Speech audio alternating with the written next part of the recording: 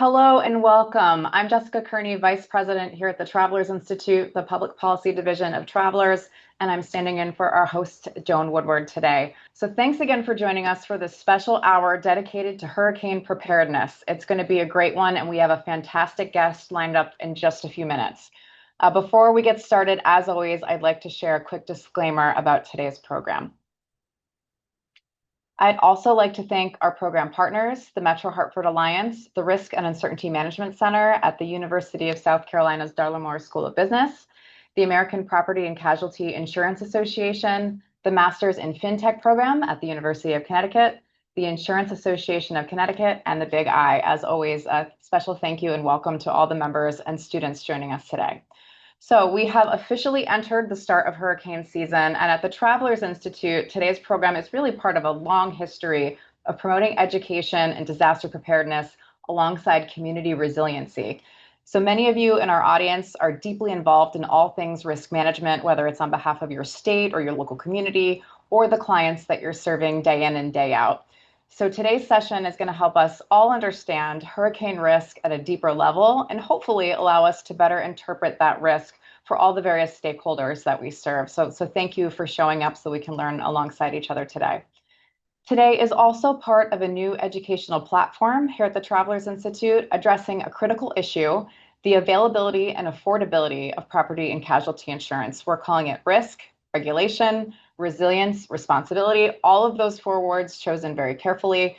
And we are traveling all over the country. We were in Salt Lake City and Houston just last week, hosting dialogues on this pressing topic, including how resiliency efforts, like some of the ones we're going to talk about today, can help bend the risk curve down for individuals, for businesses, and for communities at large. This is all part of the resiliency and community resilience conversation that we're having. So we're going to add that to the conversation today, how we can better help protect lives, property, and entire communities from hurricane risk. So I invite you to check out more about that initiative. We're going to drop a link to it in the chat. So I mentioned we have a fantastic guest. Without further ado, I'm thrilled to welcome Jamie Rhome, who is the Deputy Director of the National Hurricane Center. And we're going to learn a lot more about the center today, which is based in Miami on the campus of Florida International University. And its mission is to save lives, mitigate property loss, and improve economic efficiency by issuing all of those watches and warnings and forecasts that we see, and analysis of hazardous tropical weather, and by increasing understanding of those hazards like we're helping to do today. So Jamie is a nationally recognized subject matter expert on storm surge. We're going to get into that as well, coastal inundation. And he oversaw the Hurricane Center's Storm Surge Unit, which produces official forecasts and coordinates post-storm response and recovery efforts. His pioneering work there earned him numerous honors, including the 2019 Service to America Medal. Jamie was with us back in September of 2023, and we're thrilled to welcome him back to talk about the 2026 hurricane season and then dig into more of the work that the National Hurricane Center does. Jamie, thank you so much for being with us today. The floor is yours. We're looking forward to hearing from you. Thank you for having us today. This is a treat, and for all of you out there that took time from your busy schedules to listen today, thank you for your attention and respect on a topic that is near and dear to my heart, and will certainly probably be at the forefront of your minds at some point this hurricane season, despite what the headlines may or may not lead you to believe regarding El Nino. And since El Nino is the elephant in the room, I will start right off with it. The seasonal forecast issued by NOAA is before you. Now, NOAA is not the only entity in town that issues a seasonal forecast. You've probably heard seasonal forecast information or headlines going back to April, and NOAA only recently in May released its seasonal forecast. And many of you might ask, well, why is that? And I'm just gonna, I'm known for being sort of a bottom line guy.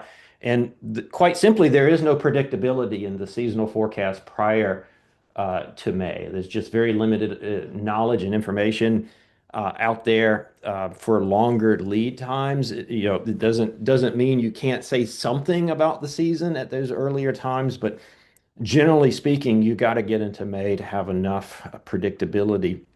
So that's why NOAA waits to that point. So here we are, and there's already some nuance here. You're probably scratching your head and saying, well, wait a minute. I heard on the news that this was like a historic El Nino, which is going to block all hurricanes from forming, much less moving towards the United States.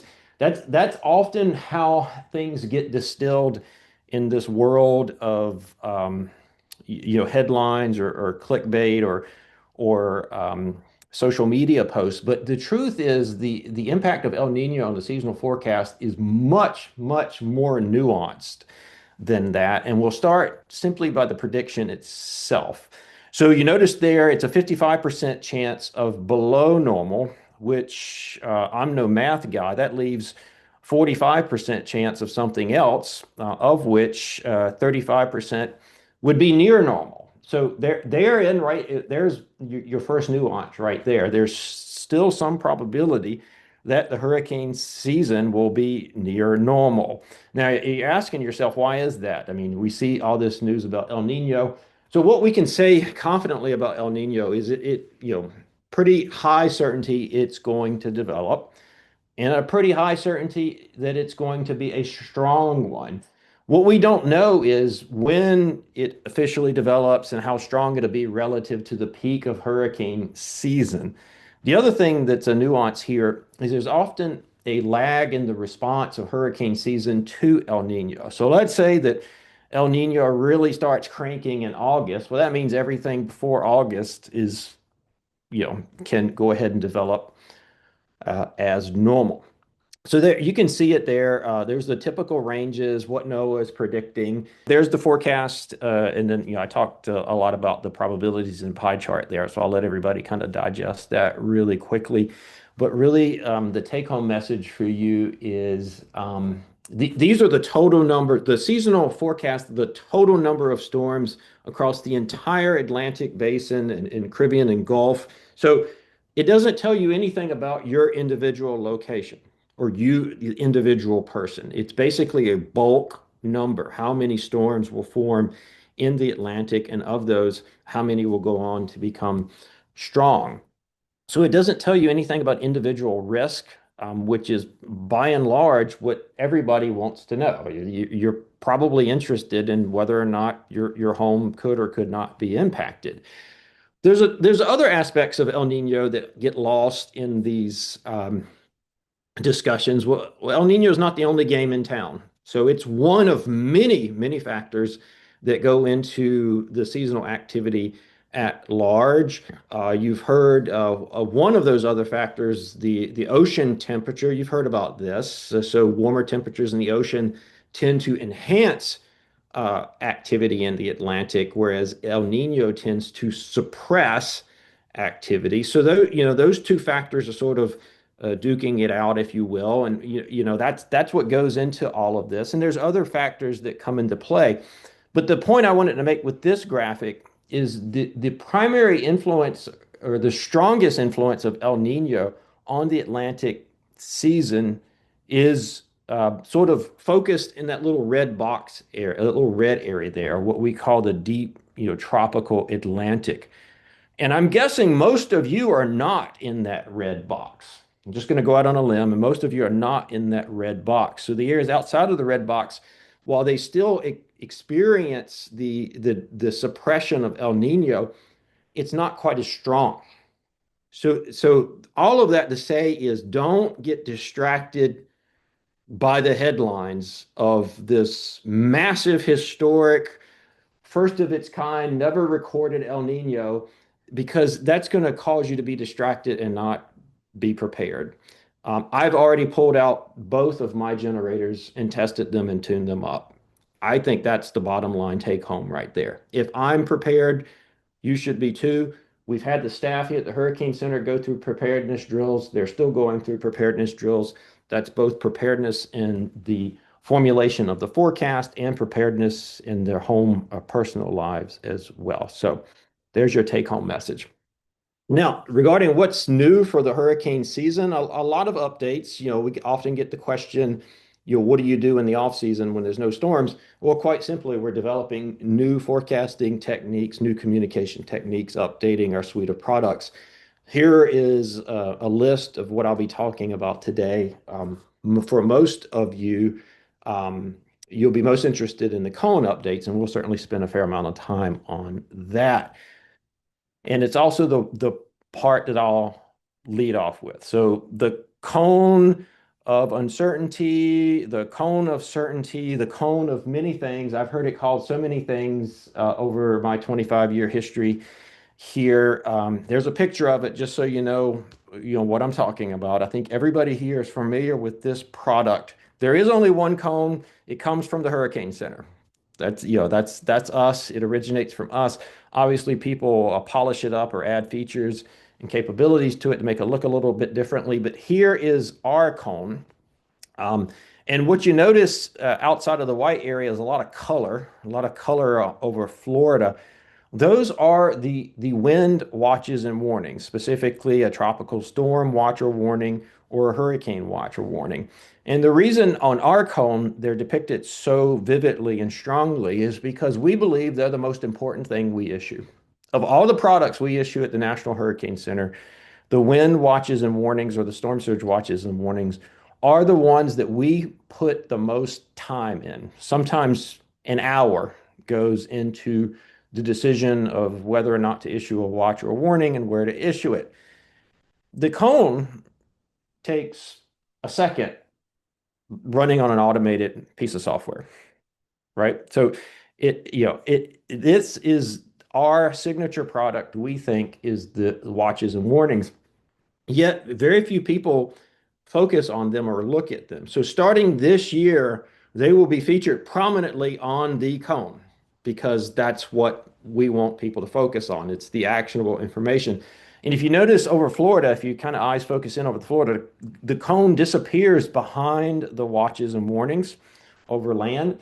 That's on purpose. That's basically us saying, you know, this is what's most important for you. Now, if you've been paying attention, you probably noticed that we've done this experimentally in the background over the last couple of years. That experiment was successful. We do extensive polling and allow people to, fill out surveys or email us, and over 90% of those surveyed or who sent us feedback felt this was a positive change. And getting 90% of people to agree on anything these days is pretty difficult. So we felt this was an overwhelmingly positive change, and we went ahead and made it. It is now the operational cone.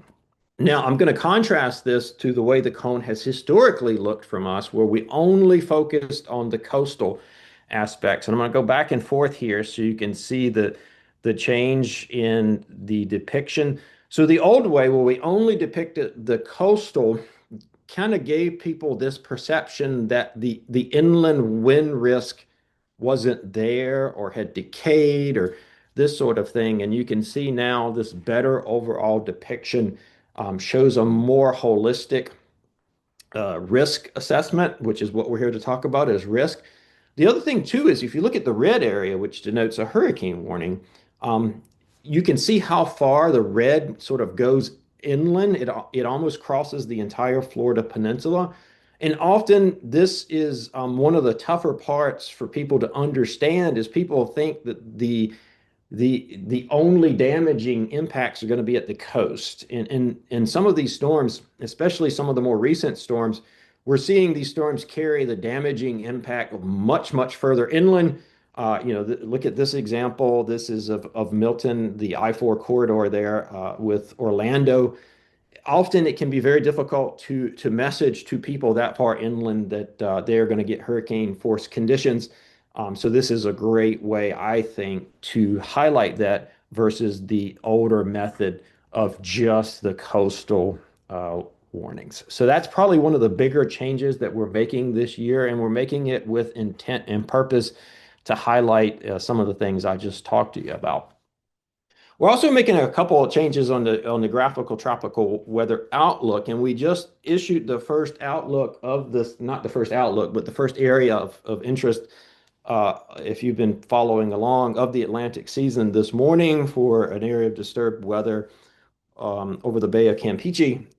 So in the past, we would identify areas with one of three colors, yellow, orange, or red, as a reflection of their overall chances of developing into a tropical depression or a named storm.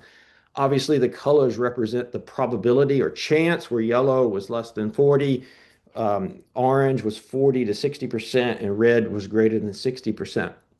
What we didn't have in the past was the ability to identify an area that we needed to say something about, but had no chance of developing.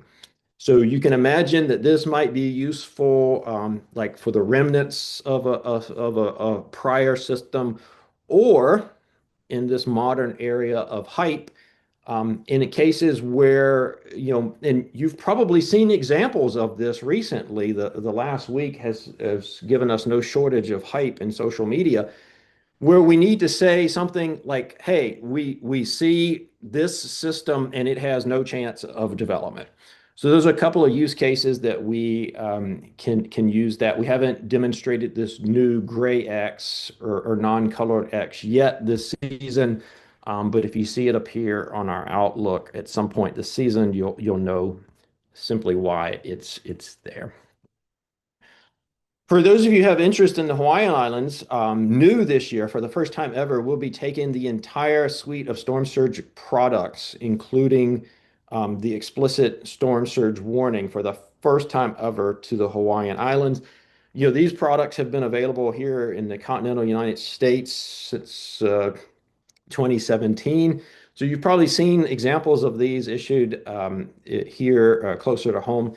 But for those in Hawaii, they will get that capability for the first time ever. And if you're asking yourself why did it take so long, it turns out that the physics of storm surge outside of the continental United States require a different type of modeling approach, a different type of configuration and setup, and we now have the capability to provide those explicit forecast and warnings to the Hawaiian Islands with the same level of accuracy that we've had here in the continental United States. So we're really excited about that. Now, something that may be a little closer to home and a little bit more familiar to you, we have a website, hurricanes.gov, and it's remained largely unchanged for, I don't know, maybe 10 or 15 years. And it's going to finally get a much needed refresh, both in the aesthetic look and appearance, but also in the back end, sort of the engine that is running it, if you will. And so there will be a new mobile version of hurricanes.gov. So hurricanes.gov/mobile. So you can get it that way, or at the very top of the website, the legacy website, you'll see a mobile link. It's up and running. You can go there right now and check it out. Hopefully not all 6,000 of you at once, but you can go check it out, see how you like it. It will scale itself to fit your screen. So if you're coming in on a phone or a tablet or laptop, it'll refactor itself to fit that screen nicely, and you'll see a lot more mobile friendly capabilities along with a refreshed look. Now, we'll keep the legacy website up for those who are just familiar with it. For a lot of reasons, people get familiar with, accustomed to, or bookmark, certain components of our website, and we didn't want to, jolt people, with the season starting. So you'll see both running in tandem this year. Certainly let us know if you like something or dislike something. We tend to get a lot more opinions on dislikes, so hopefully a couple of you will send along some positive comments. But anyway, so we're pretty excited about this, because if you haven't seen the stats, most people consume information now over mobile platforms. So we want to make sure that our information is formatted and fitting nicely the way you consume it. We have a motto here at the Hurricane Center is, we will meet people where they are. And since most people are on a mobile platform, we want to make sure our stuff is accessible and easy to use on a mobile platform. This is sort of a synthetic way of representing how the mobile platform will scale itself to whatever medium that you're using to consume it, whether it be a phone or a tablet or desktop. It sort of reformats itself nicely to enable a clean user interface across the device size. The other thing too is, many of you probably are familiar with our social media accounts or our video content, whether it be our live streams or our shorter form reels that we put out. And from a lot of people, this is their primary way of consuming information. Some people don't sit down and read a website. They consume via social media or their feeds, if you will. So we've had that content for a couple of years now, but putting it in the website allows one to have a one-stop shop. So you can get everything from the National Hurricane Center now in the new mobile platform. So that's our traditional data, traditional products, and then the social media and video content. There's also some interesting tricks in the new mobile website that you should check out, including many of our graphics themselves have gotten a little bit of a spruce up. They're more dynamic and zoomable, and there's alternative languages in there. So you'll see a lot of more Spanish and French content for anyone who is interested in that part. There's a lot in the mobile platform, and we're still rolling out certain aspects, so it'll probably get better and better as the season marches on. Now, I'm going to finish with probably what many of you have heard the most about in the off season or the run up to hurricane season, and the part that many of you are most interested in. The media tells us not to bury the lead, but I put it at the back end just to keep everybody captivated throughout the presentation. A lot of you have heard about a new experimental cone, and this is true. The Hurricane Center has commenced a new experimental phase of the cone. While we talked about at the beginning, adding the watches and things, that's more of a cosmetic or appearance aspect of the cone. Now, what we're doing is actually testing a new way of the math that creates the cone. So I'm going to start first with explaining the cone because that will be instrumental in understanding the new experimental process. We have found over the years that a lot of people don't understand the cone, and it's insulting for them to hear that because so many people, especially in Florida, see themselves as hurricane experts, but often misinterpret the cone all the time. So let's start with sort of a basic understanding. The old cone or the legacy cone is created by sweeping out a set of circles. So you can see in that animation, I'll make it go back, a set of circles. The circles are at each forecast time, or the black dots are a absolute 5 year era. So we go back in the last 5 years and we look at historically how good or bad we are, and then we create a circle. And that circle encapsulates the forecast 67% of the time, or 2 out of 3 times. So stated more simply, the storm will stay inside of that circle 2 out of 3 times, and it will come out of that circle 1 out of 3 times. So, and then the cone is just sweeping out those circles, if you will. I'm going to do that one more time so you can see it. The circles appear in orange at each forecast time, and you can see the edge of the circle is the perfect representation of the white cone. So that's how it is created, and that's what's led to sometimes we say that the center of circulation can come out of the cone 1 out of 3 times. That's where it comes from. Technically speaking, it can come out of the circle 1 out of 3 times, but for talking points and simplicity, that's generally how we described it. Now, there's a couple problems with this that we've noticed over time. A lot of people were ascribing a level of certainty to the cone that exceeded the 67% of the time. That's number one. Number two, as our forecast got better and better over the years, the circles themselves got smaller and smaller, and so the cone got smaller and smaller. So a lot of people were falling outside of the cone, but still well inside of the impacts. So if you've ever said, oh my gosh, I'm on the edge of they moved, the cone shifted to the north and I'm now on the edge, or I'm now just outside of the cone, that is a gross mistake. So don't ever say I'm just on the edge of the cone. That's just not the way to look at this. And we'll go back to the Milton example to prove that. What we've done with the experimental cone is we've broken down the circle into, which is absolute error, into not only the traditional error, which is north, south, east, west, the center is north of me, the center is south of me, but also a forward speed or how quickly the storm is moving. And it turns out that the forward speed is one of the larger contributors to the size of the circle. And so now we can refactor accounting for the forward speed, and you get the new cone on the right, and you can see that with the sort of the circles getting a little lopsided, or what we call an ellipse. Because of this, and because of some nice mathematics, we can encapsulate 90% of the certainty with this new cone and it not dramatically change. If you're sort of squinting to see the difference between those two, that's kind of by design. We didn't want to like fundamentally jolt the system and shake people up.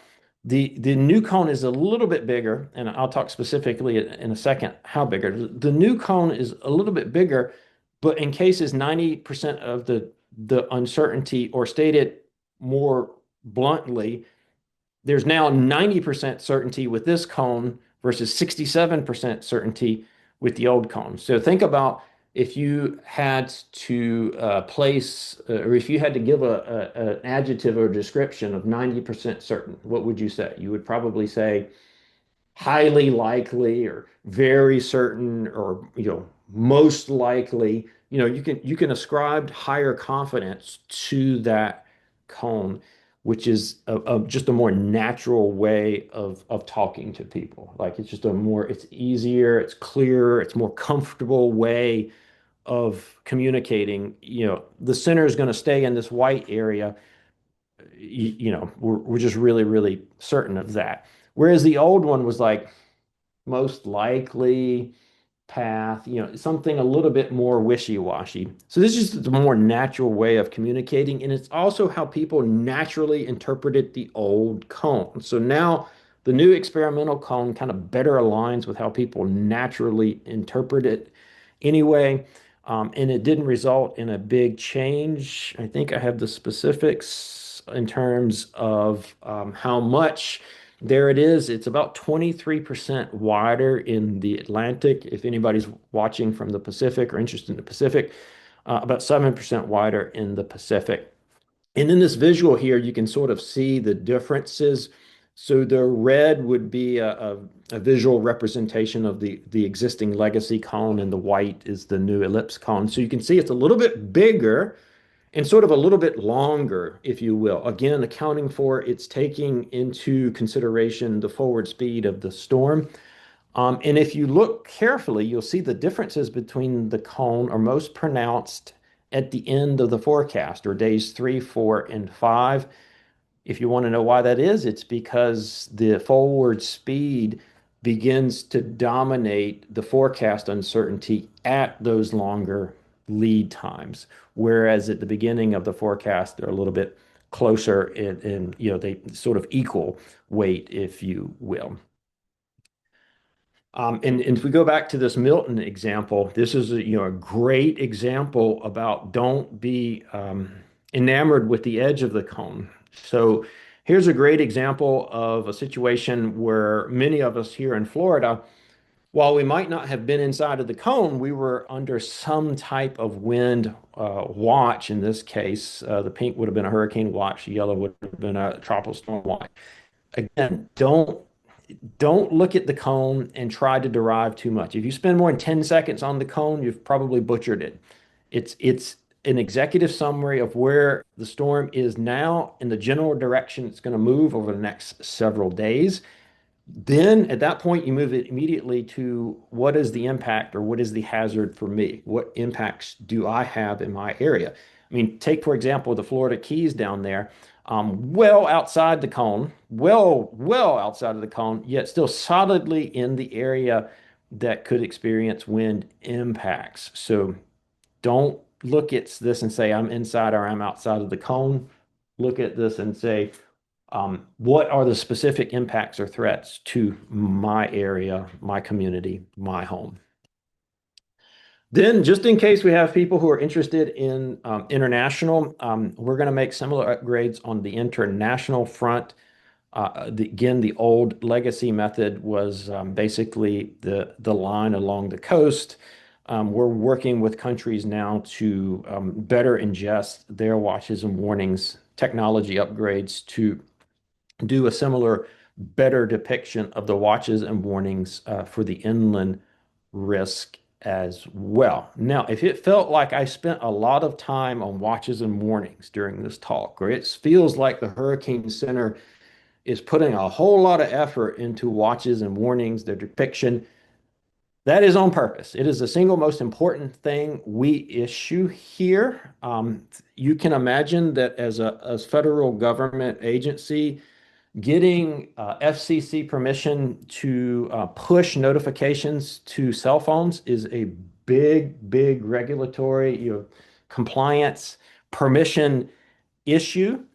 And hurricane warnings and storm surge warnings are among the few warnings issued by the Weather Service where we can physically push that information to your phone. So if any of you have ever gotten an alert comes up on your phone, it says you're under a hurricane warning, you're under storm surge warning, that's issued by us. And that's a big deal when we make that step. I mean, that's effectively a meteorologist yelling. That's how important it is. And if they don't come to your phone, you may have that capability turned off. So make sure you turn it on, at least for, hurricane season or when you're under an active weather threat, to make sure you're getting the latest information on your phone. And I think that is my last slide. So I will stop there. Jamie, thank you. That was fantastic. A really great overview and an introduction to so many of the professionals on the line that come from the risk management and insurance community. Some of the headlines I heard, El Nino is not the only game in town. You've already pulled out your generators. I want to dig into that a little bit more and what people can do. Really listen to the watches and warnings. And I think the time spent describing and understanding the cone and what it means is always a great reinforcement on education. And hurricanes.gov for all of the listeners on the phone, just to get acclimated to that website and use it as a resource. So I think here at the Travelers Institute, we've taken folks behind the scenes at lots of research, nonprofit, governmental organizations that really cross with interests here in the insurance industry. So we've looked at the Insurance Institute for Business and Home Safety, IHS on the auto side. Could you take us behind you? You showed us the range of products that come out of the National Hurricane Center. Can you peel the curtain back a little? What's it like to work at the center, and who are the people that are making this all happen behind the scenes?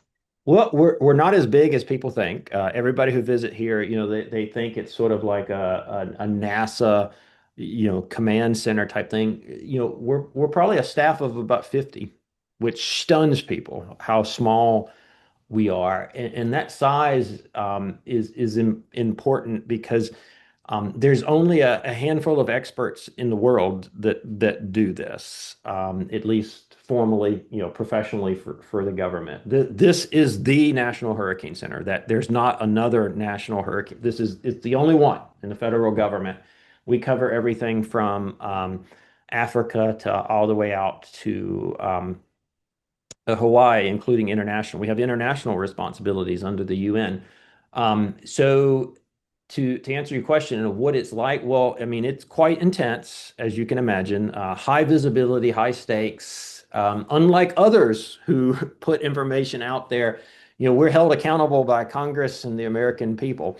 So if we make a mistake, we're going to hear about it. And that's why we argue that our information is, often the most trustworthy, reliable, credible information because we don't make a profit. We're not making a profit in any of this. And I assure you, if we make a mistake, we're going to hear about it in no uncertain terms. So that keeps us honest, if you will. It's in terms of what it's like in a typical day during season. As you can imagine, long, long hours. All of us are on call 24 by 7 in some cases. Um, like last night, watching a hockey game for me got interrupted by technical issues.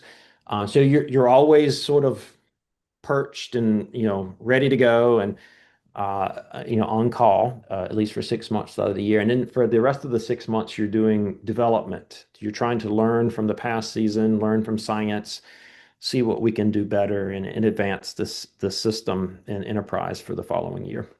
Yeah, that's fascinating. And as we just saw, kind of what came out of the off-season work and came out this year with all the new products. Um, we've had some interesting recent hurricane seasons. I know in 2025 there were 5 hurricanes, but none of them made landfall here in the United States. Meanwhile, there was a massive hurricane that made landfall in Jamaica and to devastating effects there. Can you talk about some of your, I guess, biggest lessons learned from the last few seasons? Yeah, so we've been in no shortage of hurricane activity over the last 12 years. Some of our forecasters have received a lifetime's worth of experience over the last couple of seasons just because they get, so many reps at it. Hurricanes tend to run in, 30-year cycles. And so we're still sort of in that, active period, if you will. And then, because the Atlantic has been warm, the ocean temperature has been warm. We've seen a lot of activity. We've seen a lot of rapid intensification Yeah, cases of late. And I think from a preparedness perspective, like for our audience, for your audience, for the people listening, they have this sort of mindset that there's some sort of disturbance or tropical waves going to move off Africa, and we're going to sit and watch it for 10 or 12 days as it saunters over the Atlantic. We slowly kind of ramp up, we slowly kind of get situated, this sort of stuff. That's really no longer the business case. What we're seeing is these storms are going from disturbance or tropical storm phase to major hurricane literally overnight, and often on your doorstep. So, what we're trying to teach people is the old mantra of you got 3 or 4 days to get prepared or get moving is gone. And yeah. so if your timeline is 3 days, you need to redo it, period, full stop. Because I'm going to tell you a secret about major hurricanes, and nobody will tell you this. They're fragile. Major hurricanes are very, very fragile, meaning any little thing is going to disrupt or upset or weaken it. So the only way to get hit by a major hurricane is for it to rapidly intensify right before it hits you. So think about and digest that. The only way for a category 5 to hit the United States is for it to rapidly intensify before it hits land because it can't hang on to category 5 status for long. It's just too fragile. They can only hang on for a small bit of time. So this means that the worst offending hurricanes are always going to come with very little lead time. Very little. You're not going to run out and buy insurance. You're not going to run out and buy supply. You're not going to be able to do all of these things because a million of your closest friends are going to be trying to do the exact same thing on the exact same roads and the exact same gas stations and the exact same grocery stores. So increasingly, we're having a tough time getting people to prepare ahead of hurricane season. They all want to go out and just do it at the last minute. And it's just not physically possible the way these storms are manifesting themselves. That is a great insight. And I'm just scanning the audience questions here, and we're getting a few questions as to that 30-year cycle that you just mentioned. What's behind the science there? They just run in 30-year periods. We call it a multi-decadal cycle. Now you're going to hear all sorts of people tell you all sorts of things about hurricanes and increasing or decreasing or this or that. And I don't want to get into too much of a political debate over that. All I can tell you is that scientifically they run in 30-year cycles, right? And we're in a 30-year active period. And then obviously as things get warmer, as the globe gets warmer, that's also going to have a positive impact or a negative impact, depending on your perspective on these storms. So there's a lot that has come together in time and space over the last 10 years to give us this very, very active period. And I don't think we've cleared it yet. And so that's why I really, and many of you have heard me talk before, and you've heard me sort of get on this soapbox before. Don't get too enamored with the El Nino headlines. One of the worst hurricanes to hit Florida hit during an El Nino year, 1992, Andrew. I can pull case after case after case of devastating hurricanes that hit during El Nino years. So the bottom line there is we always have to be ready. We always have to be prepared. You mentioned at the top of the hour that you pulled out your two generators. What are some of the other things that you and the team at the NHC do in your personal lives just to get ready that you might recommend folks think about? Well, because of the immense personal responsibility that we carry here at the Hurricane Center, I can't have my staff running around, standing in lines trying to get groceries and supplies. So we instill upon them the necessity of preparing before hurricane season so Mhm. that, when it's time for you to forecast, when it's time for you to be here, you got to be here. In some cases, 18, 20 hours, right? We need you here. So they have to be prepared. They just have to be prepared. And that level of preparedness is something we hope is, a good role model for the rest of, we're serving as good role models. We're practicing what we preach. I've gone through, I'll give you an example. I have accordion shutters on my home, the metal ones that you close or whatever. I went through the previous weekend and tried to shut all of them one by one, and a couple of the handles locks broke off. I had to order new locks and install them this past weekend. Imagine if I was doing that, Yeah. the stress and run up of I couldn't get the supplies, I couldn't get them, what have you. How many of you have physically gone through the process of like making sure all of your supplies are there? Batteries tend to walk off in the off season. Your kids go and get them and put them in their electronics. There's all these things that people don't think about. Prescriptions. Are your prescriptions up to date? What are you going to do with your pets? Where are you going to go? Are you in an evacuation zone? All these things that everyone tries to do at the last minute when they're under severe duress. And it's just really hard to think clearly, when a major hurricane is bearing down upon you. Absolutely. That reminds me of a lot of what we talk about in cybersecurity. We always say back up all of your systems, back up all of your data. But if you don't test the backup and make sure that you can access it and that it's working, then it really does you no good. So that's really good advice. You mentioned El Nino in the headlines. Something else that got a lot of headlines over the past year was the incorporation of AI into the forecasting model. Could you talk a little bit more about that? Yeah, I'm going to disappoint a lot of you here.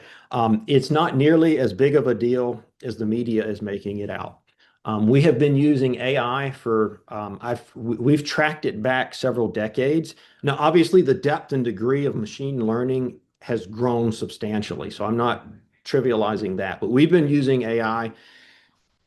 I was using it when I was a forecaster, and that feels like, the dark ages ago, right? So, I mean, it's like we've been using AI for a long time here. So I have a saying, it's an evolution, not a revolution. Mhm. Now, some of the newer AI techniques are proving to be quite accurate, right? Some of that narrative is true. But I don't want people to think that like this is some huge jolt in the system. Our forecasters have been using AI for a long time. They're quite comfortable with it. AI is not replacing the human. The human is still quite good at this. And so it's important to us. It's helping to make the forecast more accurate, but it's not nearly of a jolt or a paradigm shift than as you might read about in the news. Got it. Got it.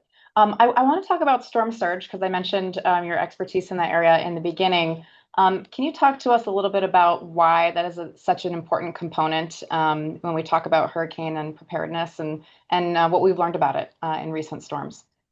Yeah, historically, it's been the number one killer in a hurricane. Now, owing to the advances in warnings and forecasting, we've brought mortality substantially down, substantially. So now, inland flooding from rain is one of the is the leading cause of death in hurricanes. But more importantly, and so few people know this, I'm going to shock people with this one. Whether you are asked to evacuate or not is due entirely to storm surge. It has nothing to do with the Saffir-Simpson scale. It has nothing to do with how strong the wind speeds are. It due entirely to storm surge. And whether you're in an evacuation zone or not is mapped ahead of time based off storm surge risk. Another inside the ballpark, you asked what it's like at the Hurricane Center. A lot of people don't realize this, but the Hurricane Center does all of the risk modeling and mapping that goes into establishing every hurricane evacuation zone in this country. So all of the modeling capabilities, that's done here at the National Hurricane Center. Those evacuation zones are set in advance of hurricane season. So whether you are or are not in a hurricane evacuation zone, is due to the science here. And a hurricane evacuation zone is not a 100-year flood, is not a flood zone that determines whether you do not carry flood insurance. That's an entirely different thing. If I could fix that one thing, the misunderstanding between 100-year flood and uh, flood insurance and people's risk, I could probably retire off of that accomplishment. God, it's one of the biggest things that is impeding um, understanding of flood risk in this country. Yeah, that is an excellent point. I know we are close to reaching the top of the hour, and I want to make sure I get in a few more audience questions. We have a question coming in from Debbie in Washington State. She wants to know, besides AI, what do you think is the single biggest improvement in hurricane forecasting in the recent past? So, our ability to predict rapid intensification. So, rapid intensification is when a storm goes from a weak storm to a very strong storm in a matter of hours. We used to be able to observe this, but not forecast it. Our ability to forecast these things, and you mentioned, Melissa, earlier, the rapid intensification forecast at an early lead time, I mean, like 2, 3 days in advance, um, stunned us all because it's a massive step forward in predictability and communication. That is a remarkable step forward. Some of the newer, so you know what a radar is, weather radar. We have similar radars on our Hurricane Hunter aircraft. We're learning how to use that data to spot the early signs of um, these rapid intensifiers. Our forecasters are just getting really, really good at identifying the storms that are going to develop quickly and boldly make those forecasts. And actually, the next question I was going to ask you coming in from Brian was about that Hurricane Hunter aircraft. He wants to know if you've been able to go up in it, and if you could talk a little bit more about that technology and how it helps you with the forecasting. I've been in the aircraft several times, but not to the extent that the question is framed. The question is framed of in a hurricane. Never in a hurricane. Obviously, I'm strapped here during when they're flying. I'm strapped here. But to answer your question, most cases are relatively benign and calm. It's not that bad. And then there are storms that are quite bad. I would say about 1 out of 20 missions, it gets quite rough.